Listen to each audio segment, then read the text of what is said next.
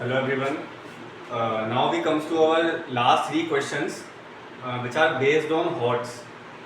So our question number 18 is, in question number 18 we are given the two statements, statement 1 and statement 2.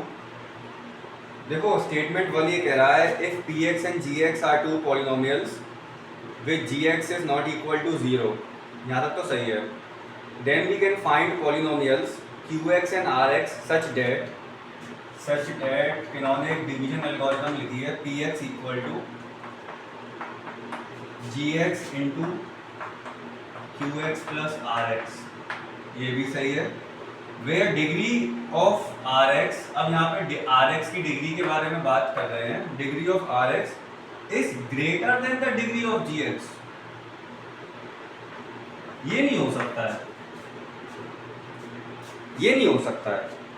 मालूम है इस division algorithm के लिए rule ये होता है कि ये डिवीजन एल्गोरिथम आपका तब तक चलेगा जब तक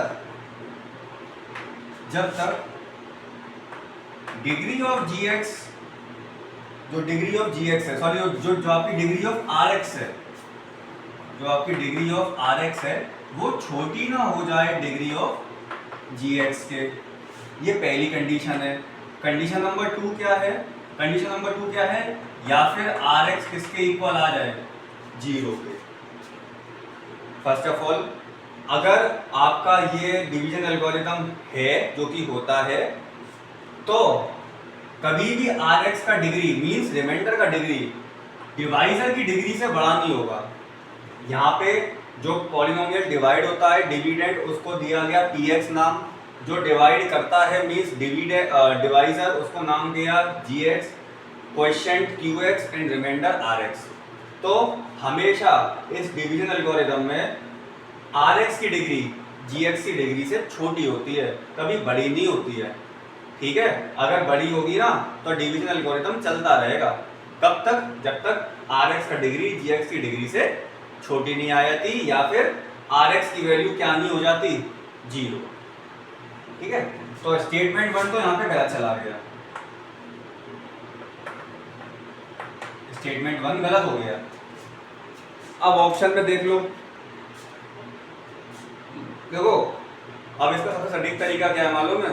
सबसे सटीक तरीका ये है, जैसे स्टेटमेंट 1 गलत हो गया तो अब आप ऑप्शन में देख लो. ए ऑप्शन तो वैसे ही निगलेक्ट कर देंगे हम, बी ऑप्शन भी निगलेक्ट कर देंगे, क्योंकि बी में आपका स्टेटमेंट 1 को ट्रू दिखाया गया है. अब बात बची स्टेटमेंट ऑप्शन सी और ऑप्शन डी की. अब ऑप्शन सी और ऑप्शन डी में से हमारा कोई एक आंसर है, उसके लिए हमें स्टेटमेंट 2 को डिवाइड करना पड़ेगा जो उसमें दे रखा है. यहाँ तक बात समझ में आ गई? और ये कुछ अप्रोचेस होती है जिससे हमारा समय बच जाता है. ठीक है, अब स्टेटमेंट 2 में आपको एक पॉलिनोमियल को डिवाइड करवा रहा है, तो ठीक है डिवाइड कर देते हैं इसको. ये कह रहा है कि जब मैं 4x⁵ plus 3x³ plus 2x² plus 8 को डिवाइड करता हूं किससे? 4x² प्लस 2x प्लस 1 से, तो आपको रिमाइंडर यहाँ पे 1 मिलता है. देखते हैं क्या वास्तव में रिमाइंडर 1 मिलेगा. तो पहले मुझे x³ से डिवाइड कराना पड़ेगा. लिंक मैंने डाल ही दिया था डिस्क्रिप्शन बॉक्स में, ठीक है, डिवीजन का. तो डिवीजन के लिंक से आप उसमें आराम से सीख सकते हो. तो 4x⁵ 2x⁴. अब x⁴ का यहाँ पे कोई भी टर्म नहीं है, तो उसको मैं साइड में लिख दूंगा यहाँ पे. ठीक है, प्लस x³. अब साइन चेंज होंगे. 2x यहाँ पे पहले माइनस का 2x⁴ आएगा, फिर प्लस का 2x³ आएगा, फिर 2x² आएगा, फिर 8 आएगा. ठीक है, अब मैं यहाँ पे किससे डिवाइड करूँगा?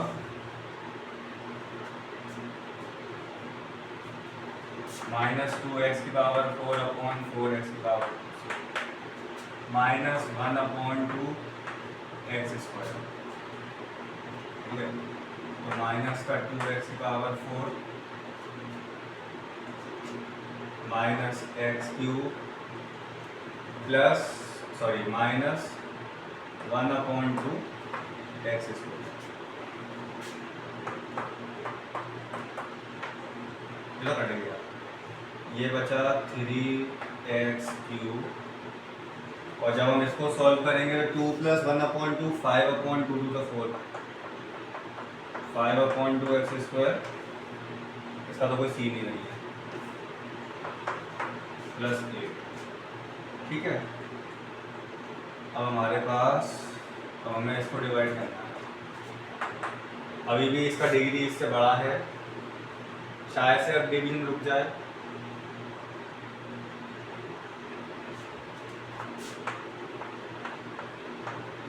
ठीक है, 3/4x, चलो करो, तो ये तो 3x² तो वैसे ही आ गया, प्लस 3/4 × 2 3/2 एक्स स्क्वायर प्लस 3/4। अच्छा, यहाँ पे x का भी टर्म है, ठीक है, तो x वाला टर्म इधर लिख देते हैं। चलो ये काट दो। अब 5/2 - 3/2 2/2 which is equal to 1 x square बचेगा यहाँ पे खाली। ठीक है, -3/4 x प्लस 8। अभी भी देखो रिमाइंडर का डिग्री इसकी डिग्री के बराबर है, छोटा नहीं आ जाए, तो हमें तो छोटा लेके आना है, या तो रिमाइंडर 0 आए या फिर छोटा है, दोनों में से कोई एक हो। तो मैं यहाँ पे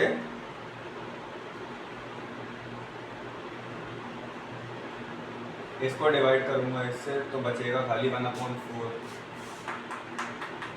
ठीक है, जगह नहीं है यहाँ पे, इसको मैं यहाँ पर फॉर्म कर देता हूँ, एक्स स्क्वायर -3/4x प्लस 8। ठीक है, तो एक्स स्क्वायर, इस वाले टर्म को मैं यहाँ पे सॉल्व कर रहा हूँ। ठीक है, प्लस x/2, ठीक है, प्लस 1/4।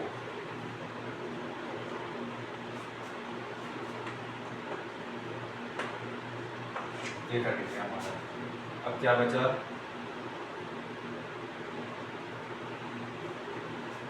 यहाँ पे क्या ट्रू दे रखा है सेकंड वाले में, मैंने क्या कहीं वैल्यू नोट करने में गड़बड़ कर दी क्या, है ना? सही कर रहा हूँ ना?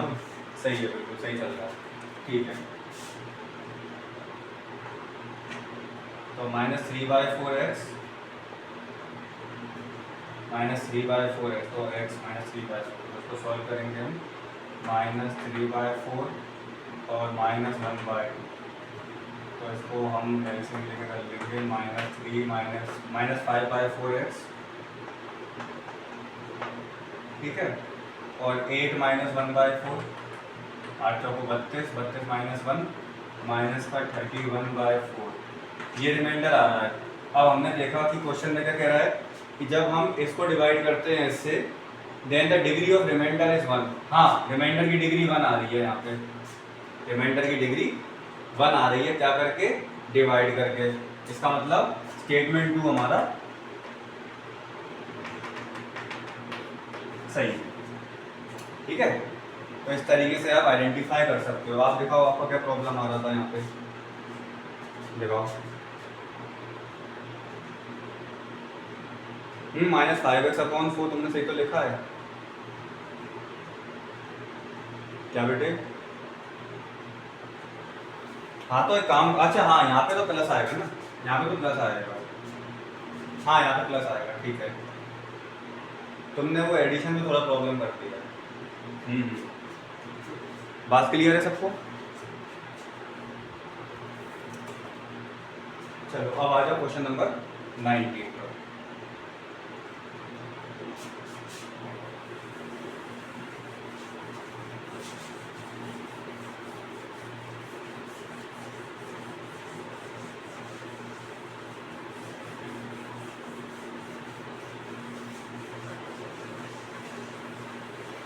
देखो ऐसे क्वेश्चनों को सॉल्व करने के लिए जहाँ पे इसका लंबा चौड़ा प्रोसेस है, आपको स्पीड तो मेंटेन करनी पड़ेगी बेटा, बिना स्पीड मेंटेन किए कहानी नहीं बनेगी। क्वेश्चन नंबर 19, क्वेश्चन नंबर 19 हमसे क्या कह रहा है, obtain the other zeros of the polynomial. हमारे पास एक पॉलिनोमियल गिवन है, क्या 3x⁴ plus 6x³ minus 2x² minus 10x minus 5। मुझे इस पॉलिनोमियल के अदर जीरोस और फाइंड करने हैं। कितनी डिग्री का पॉलिनोमियल है ये? 4 डिग्री का है। तो इसके 2 जीरोस तो मुझे गिवन है, मतलब इसमें जीरो, या फिर मैं ऐसे कह सकता हूँ α1 की वैल्यू गिवन है कितनी, एक तो ये, और α2 ये। ऐसा है जब 3 जीरोस होते हैं तो हम अल्फा बीटा गामा मान लेते हैं, ठीक है। अगर मान लो 3 से ज़्यादा जीरोस निकल जाते हैं तो उस केस में आप एक काम कर सकते हो, जीरोस को अपने मन से आप कुछ भी मान लो, जैसे α1, α2, α3 और α4। इस तरीके से आप जीरोस के नाम दे सकते हो। तो मैंने मान लिया पहला जीरो मेरा ये है, दूसरा जीरो मेरा ये है, ठीक है। बाकी के अदर 2 जीरोस निकालने हैं। देखो इस टाइप का क्वेश्चन कैसे सॉल्व होता है, इसके पीछे का कहानी ये है कि अगर ये वाले तो हमारे इस पॉलिनोमियल के जीरोस हैं तो वो इस पॉलिनोमियल को एग्जैक्टली सेटिस्फाई करेंगे। एग्जैक्टली सेटिस्फाई का मतलब है कि जब मैं 1/1 x की जगह √5/3 रखूंगा तो आंसर मेरा क्या आ जाएगा, 0, ठीक है। इसी तरीके से केस 2 में जब मैं x की जगह -√5/3 रखूंगा तो सॉल्व करने पे मुझे आंसर क्या मिल जाएगा, 0 मिल जाएगा, ठीक है। तो एक बात सोचो, अगर मैं इस जीरो से क्या बना दूं, अगर मैं जीरो से क्या बना दूं, इसके फैक्टर। अब ये फैक्टर कैसे बनता है, 9th की बातें हैं कि अगर मैं √5/3 को यहाँ पे ट्रांसपोज कर दूं तो ये कुछ -√5/3 हो जाएगा। ये मेरा क्या बन गया है, ये मेरा बन गया एक फैक्टर, ठीक है। इसी तरीके से अगर मैं इसको यहाँ पे ट्रांसपोज कर दूं तो ये मेरा क्या बन गया है, फैक्टर। ये मेरे क्या बन गए, ये मेरे बन गए फैक्टर। तो इसका मतलब क्या मालूम है, जब मैं इस फैक्टर से इसको डिवाइड करूंगा तो रिमाइंडर मुझे क्या मिलेगा, 0। इसी तरीके से जब मैं इस वाले फैक्टर से इसको डिवाइड करूंगा तो मुझे रिमाइंडर क्या मिलेगा, 0। ऐसा है ये। आप अगर आप सोच के आपकी आंखें खुल रही हो कि यार ये कौन सी नई चीज़ आ गई, जो तुम्हारी तो खुल रही है, एकदम डर रहे हो कि हाँ भाई ये नई चीज़ क्या आ गई। ऐसा है, ये नई चीज़ कुछ नहीं है, ये क्लास 9th की बातें हैं। क्लास 9th में आप एक पॉलिनोमियल का जीरो निकालते थे, जैसे मान लो मेरे पास x+4 दे रखा है एक पॉलिनोमियल और इसका जीरो पूछ रहा है, तो आप कैसे जीरो निकालते थे, इसको जीरो के इक्वल रख के जीरो आ जाता था। वहाँ पे हम जीरो से फैक्टर भी बनाना सीखते थे कि जब मैं जीरो को यहाँ ट्रांसपोज कर दूंगा तो x+4 हो जाएगा। x+4 एक किसी पॉलिनोमियल का फैक्टर भी हो सकता है, ठीक है। ये 9th की बातें थी। तो इसके पीछे का सेंस ये होता था कि अगर जीरो इस पॉलिनोमियल को सेटिस्फाई करता है तो जब मैं जीरो से फैक्टर बनाए तो ये फैक्टर भी इन दोनों को क्या करेगा, सेटिस्फाई करेगा, ठीक है। अब मैं क्या करूँगा, अपनी सहूलियत के लिए जैसा मुझे दिख रहा है मैं यहाँ पे इस पॉलिनोमियल को α1 ना मानकर मैं इसको x मान ले रहा हूँ। तुमने क्या माना लिखा मैं, एक मिनट वीडियो पॉज कर दूंगा। हाँ सही करा है तुमने, सही करा है। हाँ भाई इसको आगे बढ़ाएं, ठीक है। अगर ये मैंने 2 जीरोस मान लिए तो मतलब ये जो जीरोस हमारे पास गिवन है, तो जब मैं इन जीरोस को सेटिस्फाई कर रहा हूँ तो आपको आंसर मिल रहा है, ठीक। अब हम क्या करेंगे मालूम है, मैं इसको मान लूँगा कि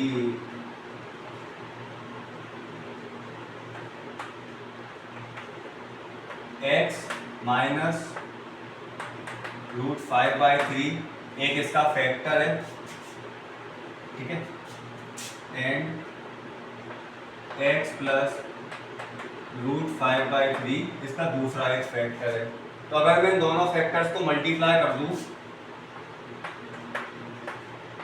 x² माइनस 5/3, तो ये भी इस पूरे पॉलिनोमियल को एग्जैक्टली डिवाइड करेगा। हाँ बिल्कुल, होता क्या है, जैसे हमारे पास दो ये फैक्टर बन के तैयार हो गए, ठीक है, तो अगर आप इन दोनों का मल्टीप्लाई कर दो ना, तो जो मल्टीप्लाई होके आपके पास एक पॉलिनोमियल आएगा, वो पॉलिनोमियल भी इसको क्या करेगा, एग्जैक्टली सेटिस्फाई करेगा। बोले तो रिमाइंडर आपको 0 दे देगा। तो ठीक है, निकालते हैं। अब इसको डिवाइड करना पड़ेगा हमें इससे। चलो डिवाइड करते हैं। तो एक काम करें, या पहले स्क्रीनशॉट ले सकते हो उसका, x² माइनस 5/3।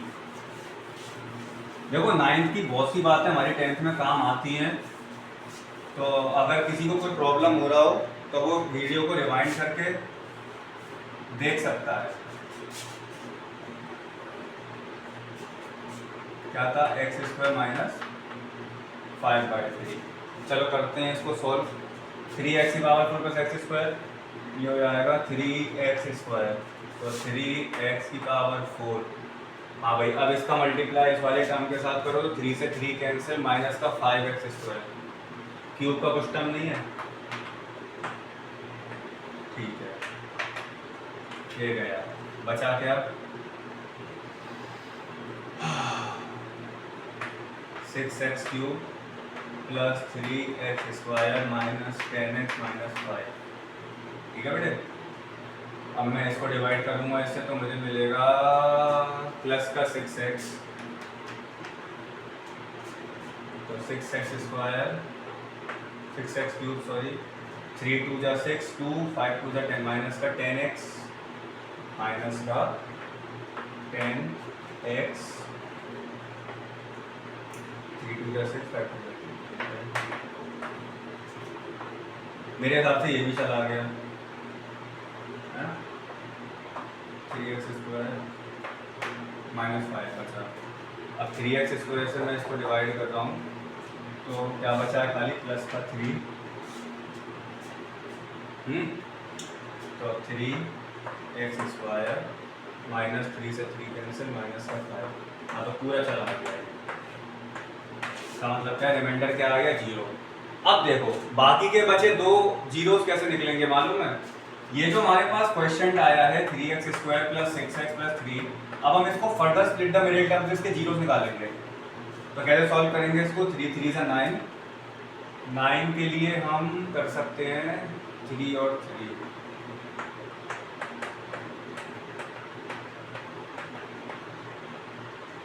तो 3x कॉमन आ रहा है, x प्लस 1, यहाँ से 3 कॉमन आ गया,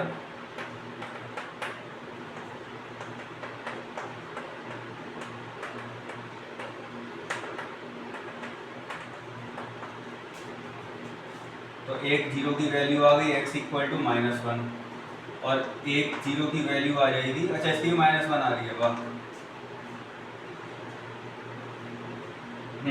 -1, ऑप्शन नंबर सी में दिखा रहा है 2 जीरो, ये मेरे 2 दूसरे जीरो दिखा रहा है α3 और α4, ठीक है, तो ये ऑप्शन नंबर सी है। इस तरीके से क्वेश्चन होता है ये। हालांकि हमारी क्लास 10th में था ये एकेडमिक्स में एक्सरसाइज 2.3 में, लेकिन वो कट चुका है ना, वो कट चुका है क्वेश्चन, इसीलिए इस क्वेश्चन को समझने में आप लोगों को प्रॉब्लम होगा, तो बहुत पेशेंस से इस क्वेश्चन को समझिएगा। अब आ जाओ क्वेश्चन नंबर 20 पर। क्वेश्चन नंबर 20 के 3 पार्ट्स हैं।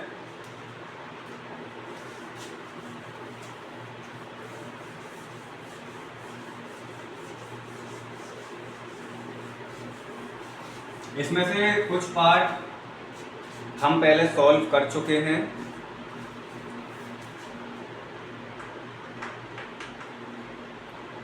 जैसे 20 का P वाला पार्ट है, if 1 0 of the polynomial मेरे पास एक पॉलिनोमियल गिवन है k square plus 4x square plus 13x plus 4।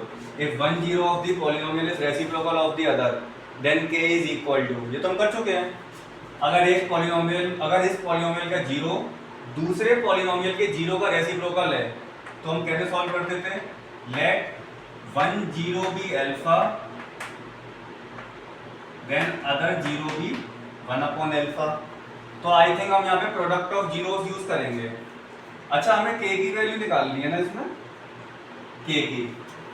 तो देखते हैं, देखो सम ऑफ जीरोस क्या देगा मुझे? सम ऑफ जीरोस देगा माइनस का b अपॉन a और प्रोडक्ट ऑफ जीरोस देगा c अपॉन a। तो अगर आप सम ऑफ जीरोस करके करते हो बेटा तो माइनस का b मतलब माइनस का 13 अपॉन k स्क्वायर प्लस 4। मान लो alpha into 1 upon alpha equal to 4 upon k square plus 4।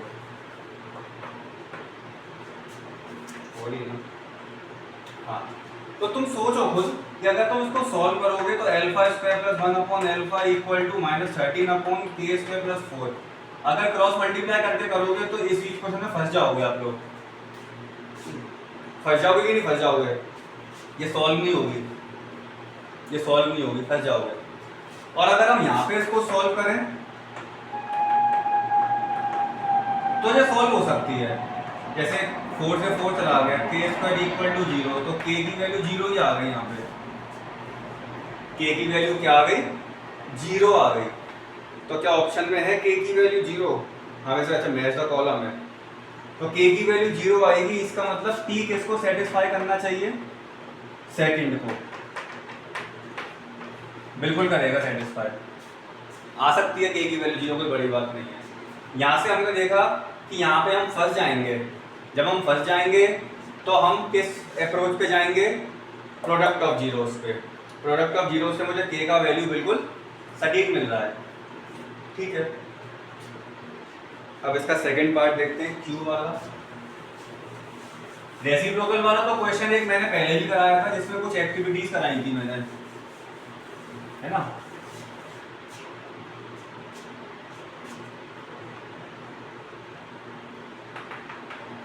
Q वाला पार्ट क्या कह रहा है? Sum of the zeros of the polynomial, मतलब मेरे पास एक पॉलिनोमियल गिवन है 2x cube plus kx square plus 4x plus 5 और इसके sum of the zeros of polynomial. Sum of the zeros of polynomial मतलब जो इसके 3 जीरोस होंगे उनके सम की वैल्यू गिवन है बेटा मेरे पास 3। तो आपसे k की वैल्यू पूछ रहा है, ये तो आसान है। अगर सम ऑफ द जीरोस की वैल्यू 3 गिवन है और हम जानते हैं, क्या जानते हैं हम? कि sum of the zeros of cubic polynomial की वैल्यू होती है माइनस का b upon a। That means minus b upon a की वैल्यू गिवन है हमारे पास 3 और b की वैल्यू क्या है? माइनस k, मतलब b की वैल्यू k है। a क्या होता है? एक्स क्यूब का कोफिशिएंट, तो minus k equal to 6, k equal to minus 6। क्या k equal to minus 6 option में है? हाँ है ना, बिल्कुल है। इसका मतलब q जो है वो किसको सेटिस्फाई कर रहा है? 3 को। तो भाई r आपका फर्स्ट को करेगा, r हमारा फर्स्ट को करेगा, बचा ही क्या? चाहो तो कर लो, चाहो तो आप ऐसे छोड़ भी सकते हो, लेकिन मैं करवा रहा हूँ। ठीक है,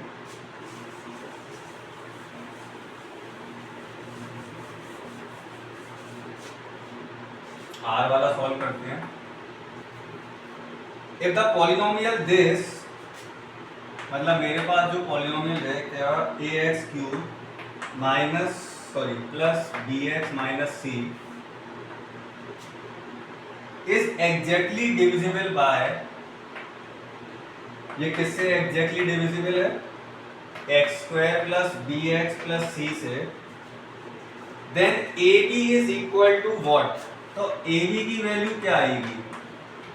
सर ये क्या चीज आ गई? अब देखो क्वेश्चन की फॉर्मेशन जो है वो ये, अगर मैं इस पी एक्स को इस जी एक्स से क्या करता हूँ?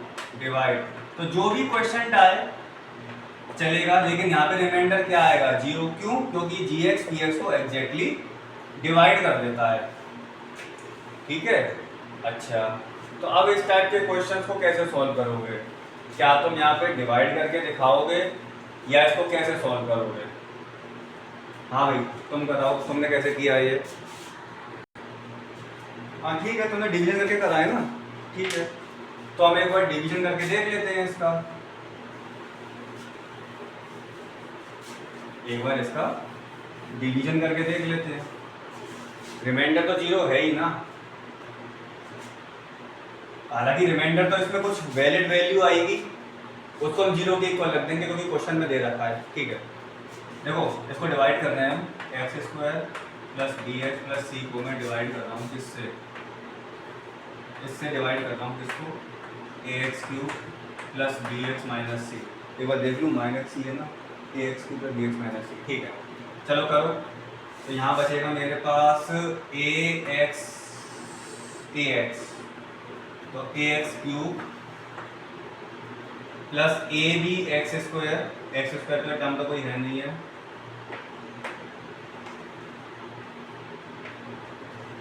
x² plus acx। ठीक है, कटा। अब पहले आएगा x² का टर्म,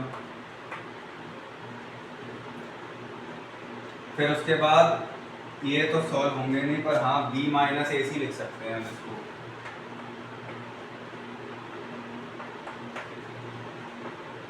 माइनस c। ठीक है, अब उसके बाद इसको डिवाइड करेंगे इससे, तो माइनस का ab बचेगा, तो माइनस का ab x² माइनस का ab² x माइनस का ab² x और माइनस का abc।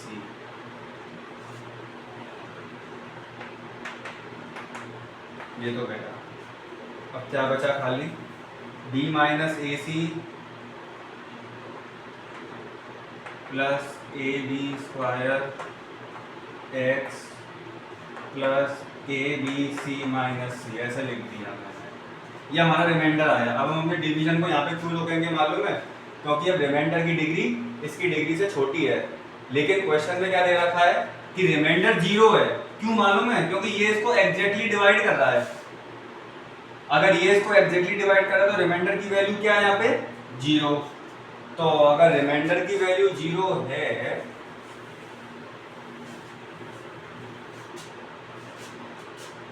क्या बच रहा था यहाँ पे but remainder is equal to 0।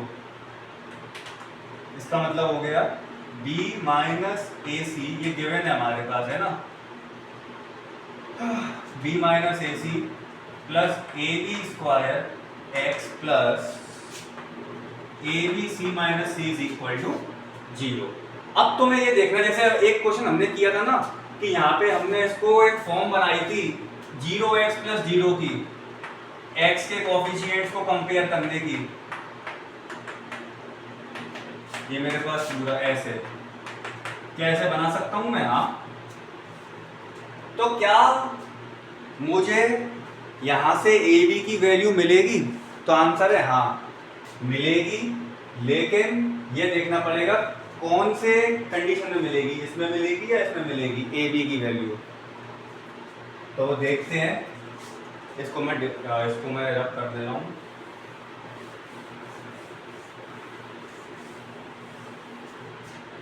देखो अगर मैं x का कोफिशिएंट यहाँ पे कंपेयर करता हूँ तो b minus ac plus ab² equal to 0, और जब मैं कांस्टेंट वैल्यू कंपेयर करता हूँ तो abc minus c is equal to 0।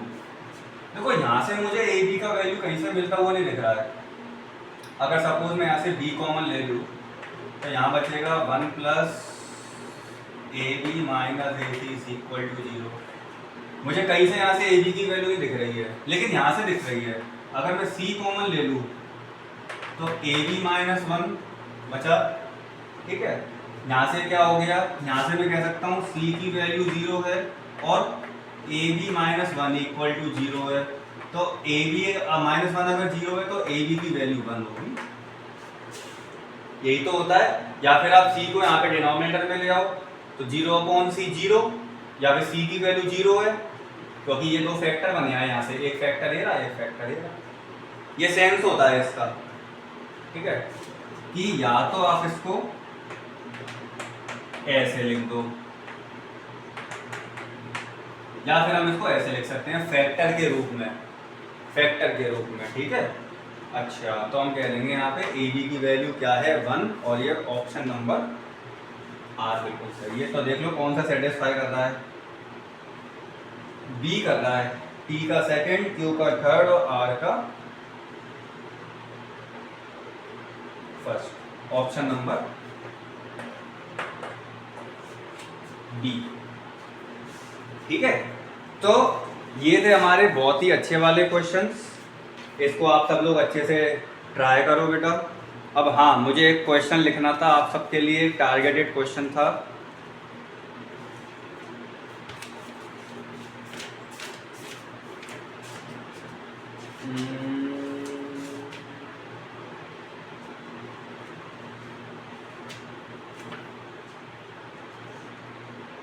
आप सबको मैं एक क्वेश्चन दे रहा हूँ,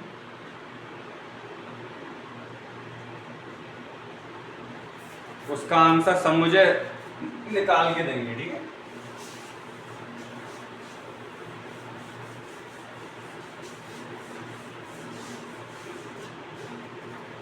क्वेश्चन है, if alpha beta are the zeros of polynomial, if alpha and beta be the zeros of polynomial 2x square plus 5x plus k such that alpha square plus beta square plus alpha beta equal to 21/4, then k is equal to what? Option लिख रहा हूं मैं, 3 -3 -2 and 2। इसका answer मुझे comment box में सब करके देंगे, देखते हैं सबसे पहले कौन करके देता है। So thank you so much everyone for watching this videos. I hope you all are learning very very very confidently, ठीक है। and if you get any doubt then mention that doubt in the comment section or call me. I have mentioned my phone number in the description box, in the main description box, ठीक है। तो आप वहाँ से मेरा number लेके आप मुझसे कांटेक्ट कर सकते हो, जो भी डाउट होगा हम क्लियर करेंगे उसको। so thank you so much for watching these videos, get ready for the next chapter, bye।